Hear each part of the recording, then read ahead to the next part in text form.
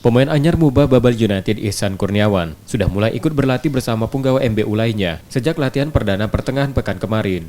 Sebelum memperkuat Muba Babel United, Ihsan sebelumnya bersama Borneo FC. Pemain yang juga pernah berseragam Sriwijaya FC ini mengaku tidak terlalu kesulitan beradaptasi dengan pemain Muba Babel United lainnya, karena beberapa pemain MBU saat ini pernah bermain bersamanya di klub lain.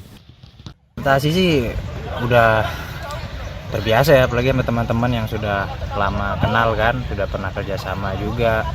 Jadi ya adaptasi menurut saya nggak begitu sulit, sudah cepat langsung bisa berbaur. Kondisi alhamdulillah udah fit sih, udah ya? siap lah. Kalau udah siap kerja keras lagi bersama tim. Musim perdananya bersama skuad Muba Babel United, Ihsan Kurniawan bertekad membawa timnya lolos ke Liga 1 musim depan. Nur Muhammad, Kompas TV, Palembang.